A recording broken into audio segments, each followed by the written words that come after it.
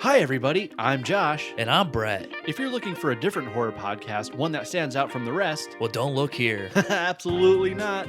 Every week we talk about our favorite horror movies and some of our favorite aspects of those horror movies. So that's something that interests you? Check us out. The only thing that sets us apart is that it's us. So if you like the sound of our voices, Check us out at the Evil Desk Podcast. wherever it is that you find podcasts.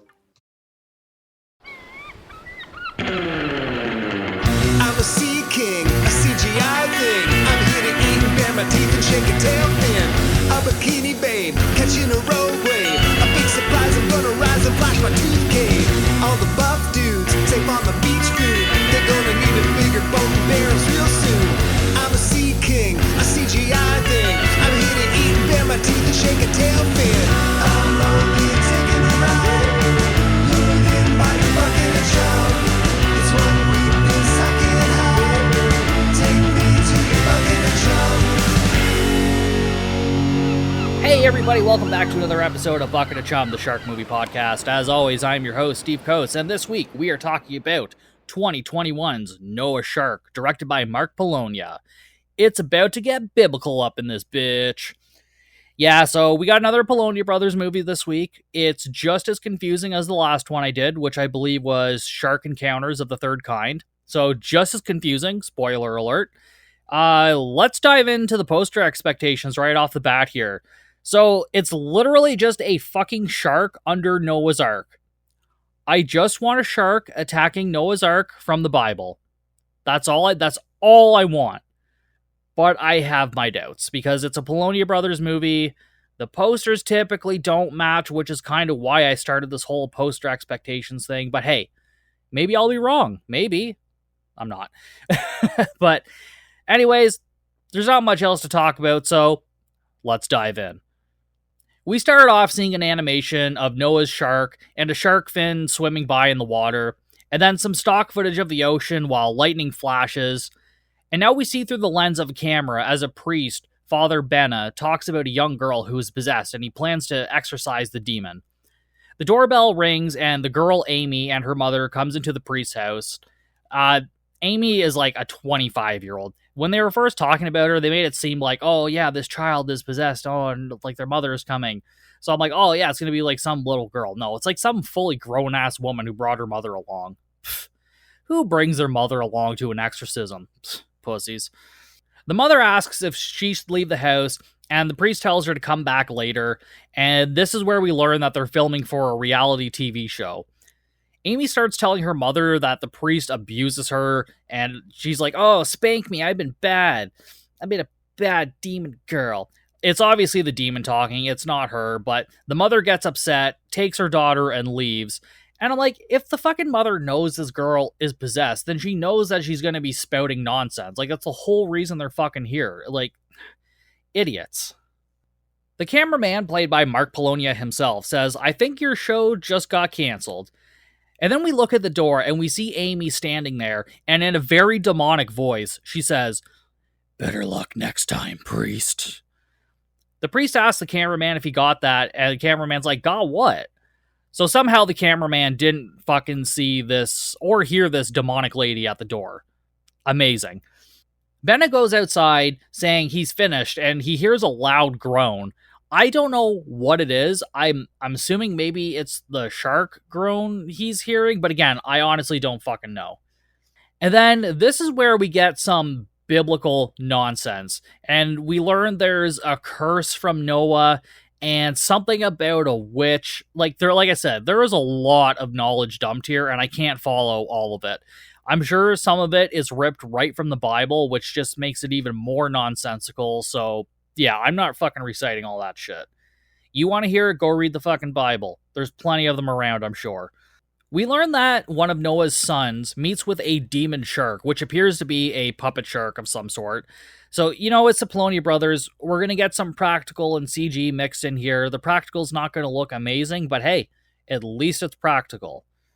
For now. And so this puppet shark thing wanted to be on the Ark, but Noah had already chosen two to go on the Ark.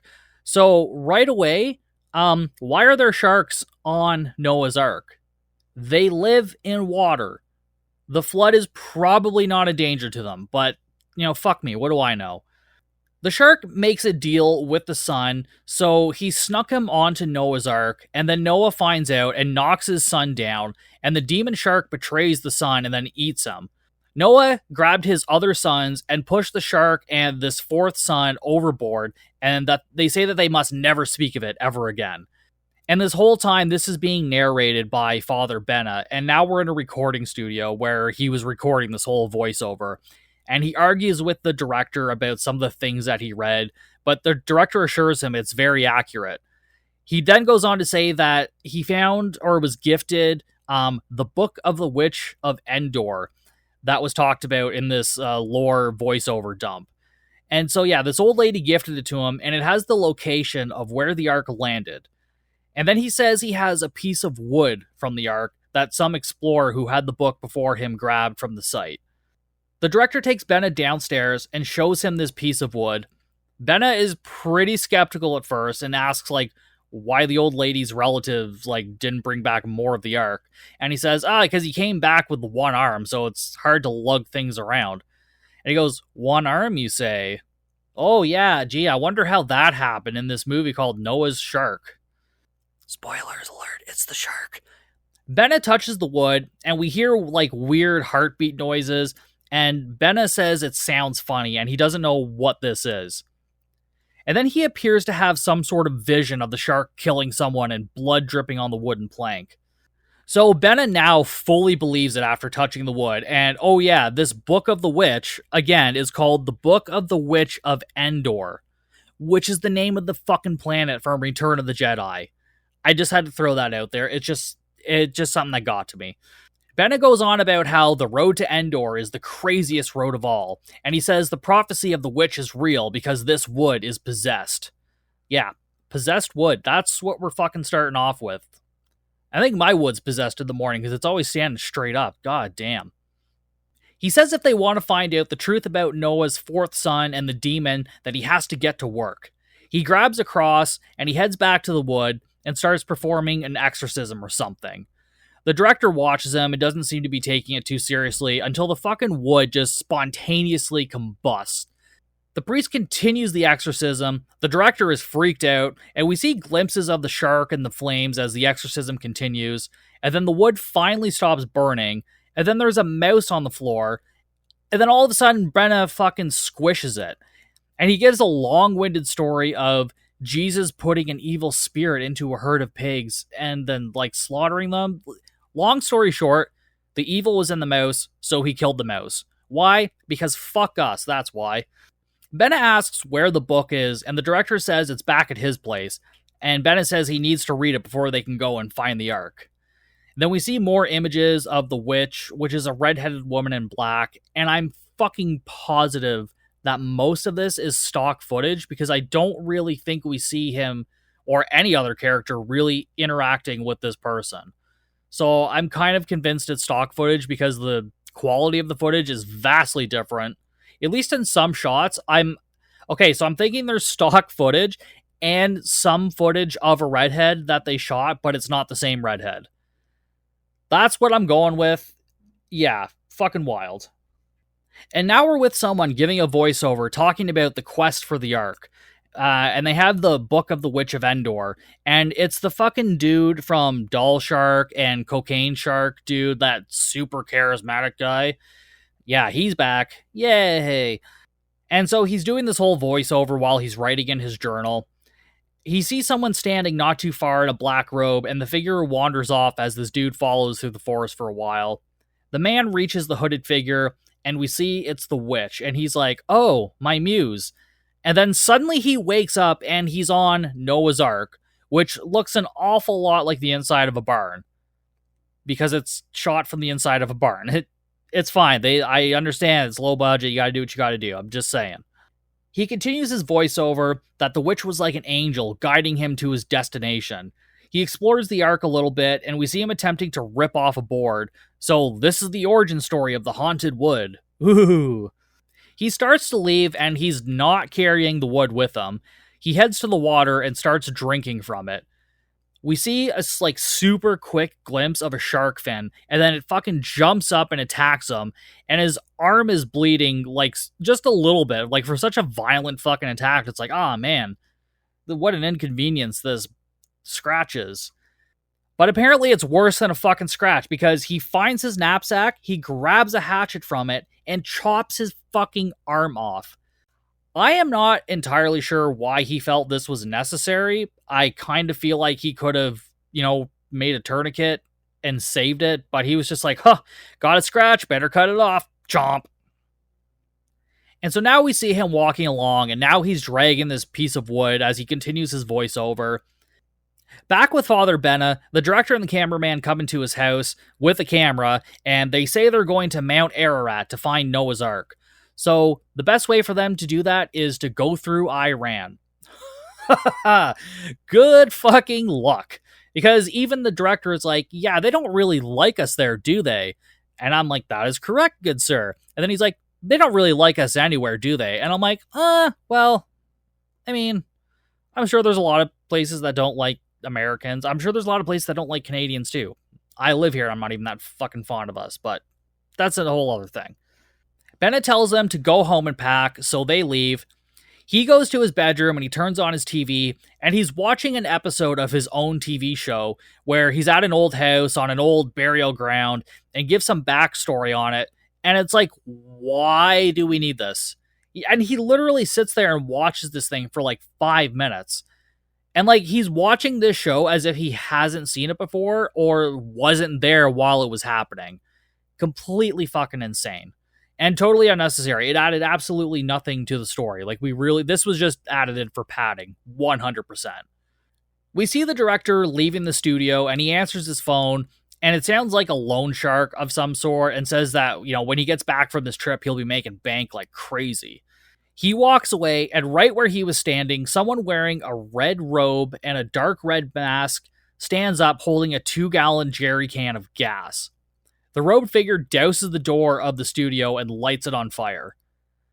The director dude is further down the street and he's on his phone again. This time it's with somebody he met on a dating app, and then he says he'll cast her as Noah's wife. And he says, yeah, Noah had like 100 of them, but after the first few, the rest are hotties. Fucking what now? What are you talking about? Yeah, you know how it is when you have 100 wives and you date like 30 ugly ones at first, but then after that, it's nothing but hotties. No. We hear fire engines blazing by loudly. The director sees this and realizes that they're heading towards the studio, and he runs off. Benna is reading in a chair, and we hear the demon voice saying, "Better luck next time," and excerpts from the Explorer's Journal, who's got this piece of wood from Noah's Ark. The priest has a dream about the shark, and then wakes up, and the red-robed figure is standing at the foot of his bed. The being says it's a visitation, and its voice is like heavily distorted. He says that they should stay clear of Buster, who is the director, and his foolish quest. Bennett says that might be hard to do, and then asks who he is, and he says to call them Z. And apparently they protect the cursed Ark from being found. He then explains the fourth son we learned about earlier bedded with some demon woman, and he was ashamed of it, so he left her on land when the flood started. And then for 40 days and nights, this bitch gave birth. And after the flood receded, the child was finally born. Now, this Society of Z aims to keep their father's grave a secret. Oh, okay, so this is The Mummy with Brendan Fraser, and a lot less money, and a lot less of a story. But basically, the figure says the story of the Ark is the plan of the devil, not God. Bennett says he can't accept that interpretation, and the hooded figure says, then you're gonna die. Buster comes in, knocks the figure down, and tells Bennett this dude torched the studio, and he followed him there. He then tries to rip the mask off the robed figure, but it seems like it's like a part of his face, or like attached to it in some capacity. So they grab him, and they put him in the trunk of a car. They then drive away to some snowy location, and the hooded figure jumps out of the trunk and fucking runs away. And Benna and Buster leave, but the hooded figure blocks the car. Like, I don't know what their plan was. Like, they opened the trunk, he bounced, and they're just like, well, good enough, and then just decide to leave. Like, would you not try to catch this dude? Like, what was the point in this? I don't know. The figure stands in front of the car and says it warned them about the cursed place. It then cuts its arm and then splashes blood on the windshield and says that they are now cursed. Benna and Buster are now back at Benna's drinking coffee and talking about the hooded figure and all the things that it talked about. So they decide that they need protection in case there are more of these guys. So Buster takes them to a shooting range, and inside he talks to a girl he knows and says he's sorry the security job didn't work out. Damn war crimes. Yeah, don't you hate it when you commit war crimes and you can't do your security job anymore? Story of my life, man. Buster introduces her to Benna. Her name is Gina, and Buster says they might have the gig for her. So we cut to a snowy forest. Buster Allen and Gina and Benna are running from some soldiers and hiding behind logs as they go, and they're being fucking shot at. Like, what a way to fucking cut. Like, I feel like there's like 20 minutes in between these two things that are missing. God damn. So I guess they managed to elude the soldiers, and they make a campfire and warm up and eat some food. Gina spots something in the woods and walks off, and Benna follows her. They come across a skull, and Benna says they aren't the only ones who have looked for the Ark, and then have like some heart-to-heart conversation, and then Benna has like flashes of the shark attacking the explorer. And Gina came over to this skull because she said she thought she saw it gleaming. We didn't see this for ourselves, and I'm not even sure if it was gleaming. Like, what's the point of this? Again, fucking nonsense. Absolute nonsense. The next day, they walk for a bit, and then they decide to nap for a while so that they can continue at night without the fear of running into patrols. Gina wakes up Buster for some sexy times, and Buster's like, you only want to do this because you think you're gonna die. She gets frustrated with his stupidity and leaves, goes back to the camp, and he's like, oh, what? So this is a bust? Yeah, Buster, you literally just busted yourself, dick. Benna wakes up, and Gina is getting a fire ready, and he asks, what about walking at night? And she says, change of plans. With no fucking explanation. So they literally just wasted how many hours sleeping during the day to not walk, and then not walk at night. Like, fucking why? That makes no fucking sense. I'm so fucking lost right now. I don't know what's going on. Gina then gets on Buster's ass to go get some more sticks. She says sticks, specifically, not just wood. Like, they're literally just burning little tiny sticks. Which is fine, I guess, but I don't know, I just thought it was a little weird. Like, why wouldn't you get, like, bigger pieces of wood? But, again, fuck me, what do I know? So he walks through the woods and gathers some sticks, and, like, bitches about it under his breath, like, oh, making me get sticks. As he's gathering, he finds a red mask that, like, one of the robed figures would be wearing, and it's hanging from a tree. He grabs it and brings it back to the camp and shows it to the others, and Gina was like, yeah, knowing about these dudes would have been some good intel. So yeah, they hired her for security and then neglected to mention, like, oh yeah, there's, like, these dudes in red robes that, like, carry knives and shit. They might want to kill us. I'm just saying, if you're hiring security, maybe tell them about the security risks. Idiots. Buster says there's nothing to worry about, but yeah, we'll fucking see. And now we see images of the witch again and Noah's Ark, and then inside the Ark, we see a figure with a red mask on. In the water, we see a shark fin swimming around, and then we see some, like, CGI footage of a shark jumping out of the water, which we've seen about 15 times so far of this movie. Like, every time there's a weird vision, it's always the same fucking thing. Back with our heroes, they decide to get some sleep, because apparently that's all they're fucking good for, because they should reach the Ark by tomorrow. Probably would have been there today if you hadn't wasted so much goddamn time, but, anyways, the next morning, Alan the cameraman goes to film some B-roll footage in the forest alone, because that's an awesome idea.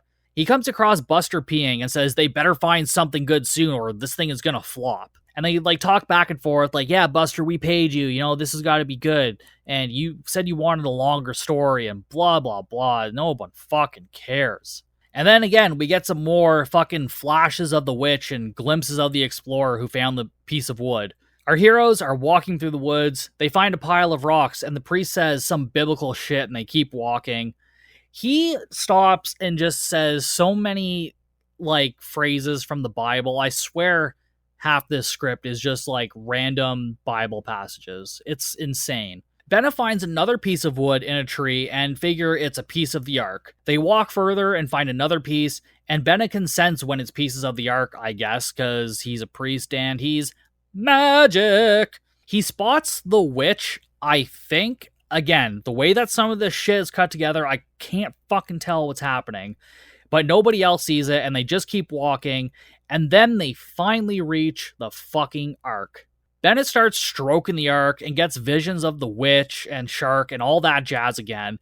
And then he wakes up and he's inside the Ark now. Apparently this Ark just doesn't have a fucking door or ladder to get inside. And the only way to get inside is a magical fucking portal. Sure, why the fuck not? He gets up and looks around. He sees the explorer dude and Noah's son. And now suddenly he's underwater and a shark is coming towards him. And then Benna falls and he's back on the Ark, all wet. He stands up and the red-robed figure is there and says, "We tried to warn you. We are not the enemy. We are the protectors." We then see the explorer is there, and the hooded figure explains that his soul is trapped there, pinned to the floor of the Ark, and now his soul is trapped there too. And then now we're back outside, and Benna falls to the ground outside the Ark, and everyone else rushes over to him. So, if you're thinking, damn, Steve, I think you missed a couple of lines in there because that was pretty fucking confusing. Nope. I said everything I needed to say. I said everything that happened so far, and I don't know what just happened. I don't know what's happening. I am so fucking lost.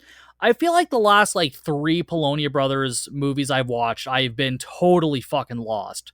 And I kind of feel like that wasn't the case for all their movies before. Unless I'm just watching too many of them now, and I'm just, rotting my brain. That could very well be it. Gina goes to the lake to get Benna some water. Buster comes to her and informs her Benna is doing better. Gina and Buster have a conversation about religion, and Buster says he sees what Benna sees now, and he's about to tell Gina something when the fucking shark comes out of nowhere and starts attacking him, and we see blood fly, and I guess it's pulled him into the water, and now he's dead. Gina shoots at it, and Benna runs over to her and saves her from the shark, and she continues to shoot at it, and she thanks Benna for saving her life. But then the shark grabs her and pulls her in.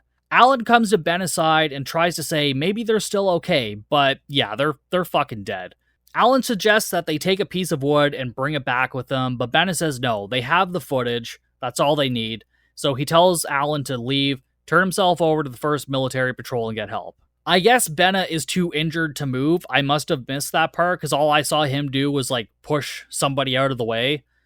I guess that was too much for him right now. So he lays in the snow and he looks at the water, looks at the Ark, and we revisit the scene he exercised the wood in. I don't fucking know why, but they replay the whole thing over again.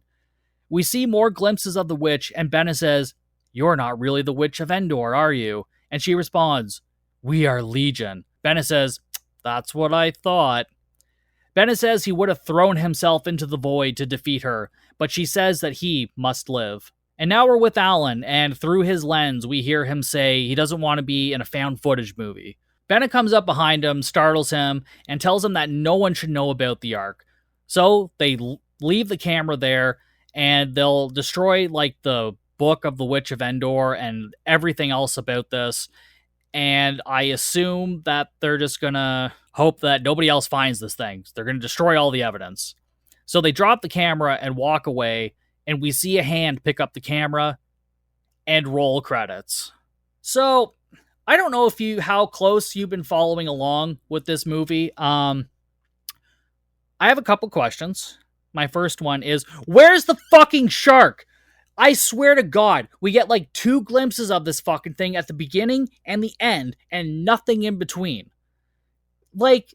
This was complete nonsense. So if you want to get into the poster expectations, fucking nope. There was hardly a goddamn shark in this movie called Noah's Shark. So yeah, poster expectations, definitely not met.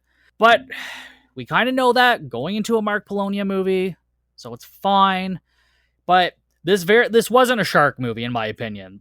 They had a shark in it, but it is not a shark movie. It was just very confusing. There was just so much biblical heavy bullshit that I just didn't care about, and it kind of made it hard to follow. There's a lot of Polonia Brothers movies that I will revisit, Noah's Shark is definitely not one of them. I'm not sure that it's going to make my list of like top 5 worst shark movies, but like it's like itching to get in there because it's pretty goddamn close. But yeah, that was Noah's Shark from 2021. I watched it on Tubi, so if you think you want to give it a try, then may God be with you. Don't forget to follow me on all the social medias. That's Facebook, Instagram, TikTok, Slasher, all at Bucket of Chum Podcast, bucketofchumpodcast.com, and patreon.com/Bucket of Chum. Some great new stuff going on over there, so be sure to check that out. And I will see you guys next time for an all-new episode of Bucket of Chum.